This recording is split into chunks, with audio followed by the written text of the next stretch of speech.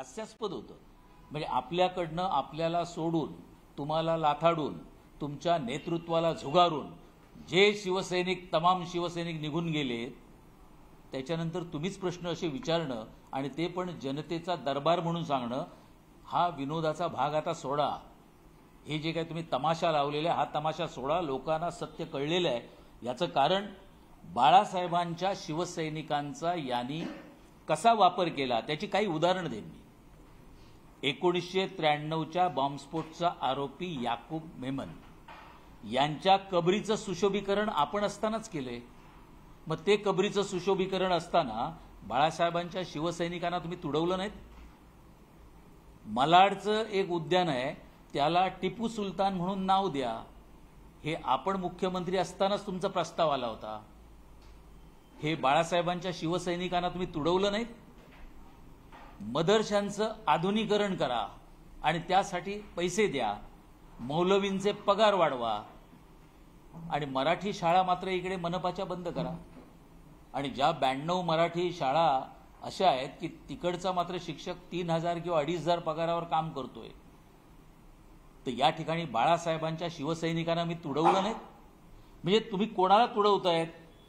बाळासाहेबांनी असंख्य शिवसैनिक जे तयार केले त्यांनाच तुडवताय.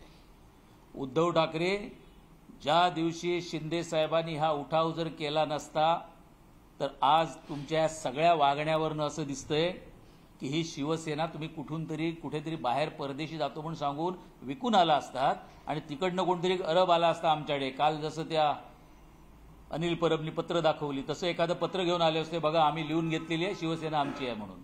ही शिवसेना वाचवली आहे. बाळासाहेबांची शिवसेना वाचवण्याचं काम शिंदे साहेबांनी केलं, ते पण जीवावर उधारून केलं. आणि त्याचमुळे 1.5 वर्षामध्ये असं महाराष्ट्रातलं एक गाव शिल्लक नाही राहिले की त्या गावामध्ये शिंदे साहेबांच्या नेतृत्वाखाली शिवसेनेची शाखा उघडली गेली नाही. तुम्ही शिवसैनिकांवर प्रेम तर करूच शकला नाहीत. तुम्ही शिवसेना वाढवू शकला नाहीत. तुम्ही फक्त असलेली शिवसेना सोनियांच्या पायी नेऊन तुम्ही ठेवून आला होतात. ती वाढवण्याचं आणि सांभाळण्याचं काम हे शिंदे साहेबांनी केले. आणि पोटदुखी खरी तिकडे आहे, कारण आपण घराच्या बाहेर पडत नाही, आपल्याला काम करण्याची सवय नाही.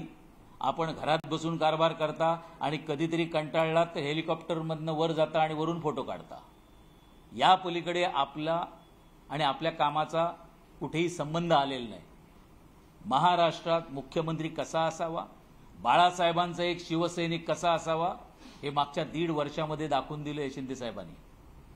आपण कुटुंबाबरोबर पिकनिक करण्यासाठी म्हणून पंढरपूरला गेला होतात. गाडी चालवत आपणच पिकनिकला जशी जातो तसे गेला होतात.